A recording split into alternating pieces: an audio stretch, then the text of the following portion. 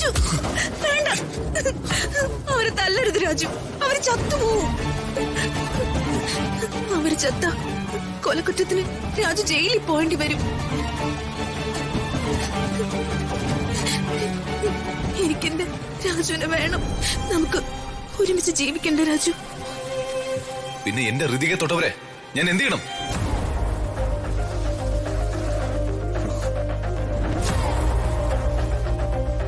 എന്റെ ഹൃദയമോളെ തൊട്ടവരെ ഞാൻ കൊല്ലാതെ വിടണോ?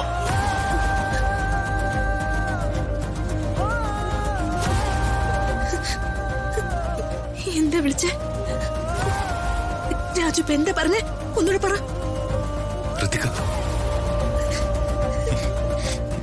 എന്റെ ഹൃദയമോള്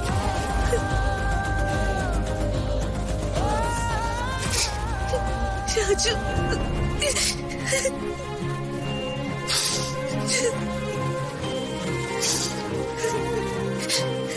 അത്രയ്ക്ക് ഇഷ്ടമാണോ രാജുവിന് എന്നെ? എനിക്കിഷ്ടമാണ്. എന്റെ ഋതുവിനെ എനിക്ക് എന്റെ പ്രാണനേക്കാൾ ഇഷ്ടമാണ്. പ്രാണനേക്കാളും. എന്റെ ഋതുമോള് എന്റെ ജീവന, എന്റെ എല്ലാം എല്ലാവാ. നീ ഇല്ലാത്ത ലോകത്ത് രാജു ഉണ്ടാവില്ല. ഇത് കേൾക്കാനല്ലേ രാജു ഇത്ര നാളും ഞാൻ കാത്തിരുന്ന്? രാജുവിന് എന്നോട് ഇത്രയും പ്രണയമുണ്ടെന്ന് ഇപ്പോഴല്ലേ ഞാൻ അറിയുന്നത്. മനസ്സിലിങ്ങനെ തീരത്തല്ലായിരുന്നു ഋതു. എനിക്ക് നിന്നോടുള്ള പ്രണയം തുറന്നു പറയാൻ വൈകിപ്പോയി. എന്റെ ഋതു. രാജു,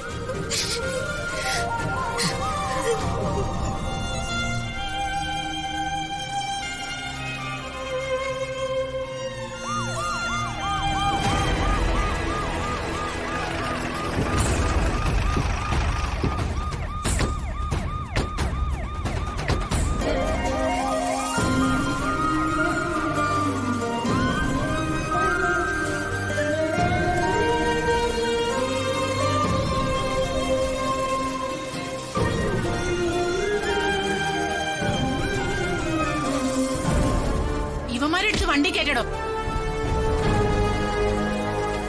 രാജു, എന്തെങ്കിലും കുഴപ്പമുണ്ടോ? ഓക്കെ അല്ലേ?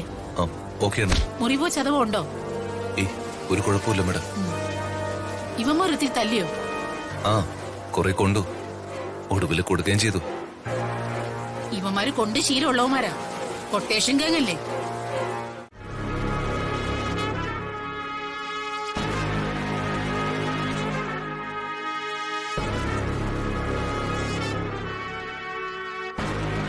ഏട്ടൻ ഇങ്ങനെ വിഷമിക്കാതെ. ഇതിന്റെയൊക്കെ ഗൗരവം അറിയാതെ അവൾ ചെയ്തതായിരിക്കും. നമുക്ക് കുട്ടികളെ പറഞ്ഞ് മനസ്സിലാക്കാം. ഇനി എന്ത് പറഞ്ഞ് മനസ്സിലാക്കാൻ? അവള് കാര്യങ്ങൾ ഇതുവരെ കൊണ്ട് എത്തിച്ചില്ലേ? അവൾ ഇങ്ങോട്ടൊന്ന് വരട്ടെ, അവളെ ഞാൻ അടിച്ചു പുറത്താക്കും. അവനെ ഉപേക്ഷിച്ച് വന്ന അവളെ ഇതിനകത്ത് പോലും കയറ്റരുത്. അതാ എന്റെ ആഗ്രഹം.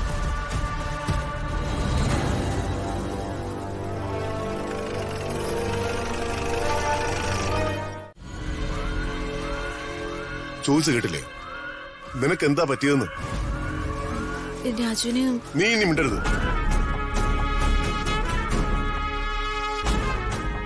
നീ മിണ്ടിപ്പോയി എന്റെ സ്വഭാവം മാറും. നിന്റെ കേസ് ഞാൻ ഇപ്പൊ തന്നെ വിളിക്കാം.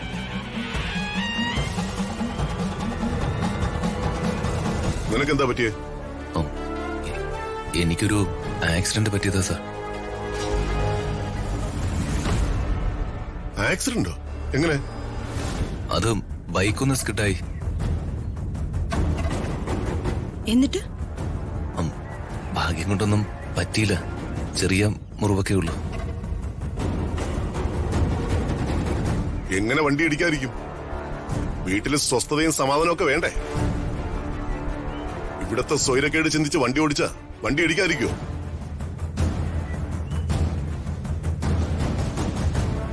നിനക്ക് ആക്സിഡന്റ് പറ്റിയിട്ടുണ്ടെങ്കിൽ അതിനെ ഇവളാ കാരണക്കാരി.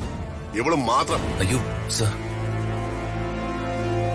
ഒരു കാര്യം ചെയ്യുമോളെ, രാജുവിനെ കൊണ്ടുപോയി അകത്ത് കിടത്ത്. നിക്കേ.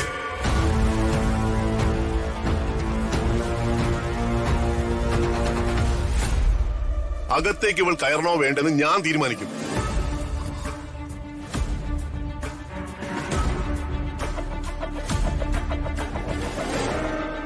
ഇതെന്താ?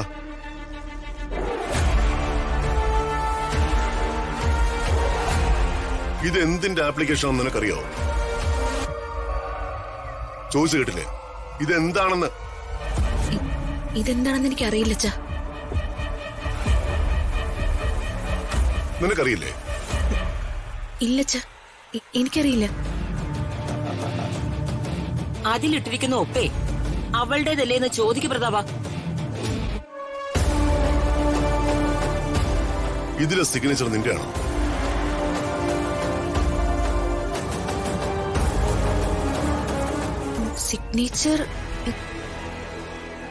സിഗ്നേച്ചർ എന്റേത് പോലെ തന്നെയാ. പക്ഷെ ഇതില് സൈൻ ചെയ്തത് ഞാനല്ല. നീ ഇതിൽ സൈൻ ചെയ്തു. ഇത് നിന്റെ ഒപ്പല്ലേ? ഞാൻ ഒപ്പിട്ടില്ല സാർ. സാറിന് എന്റെ ഒപ്പം അറിയാലോ. ആ ഒപ്പ് എന്റേതാണെന്ന് സാറ് നോക്കി.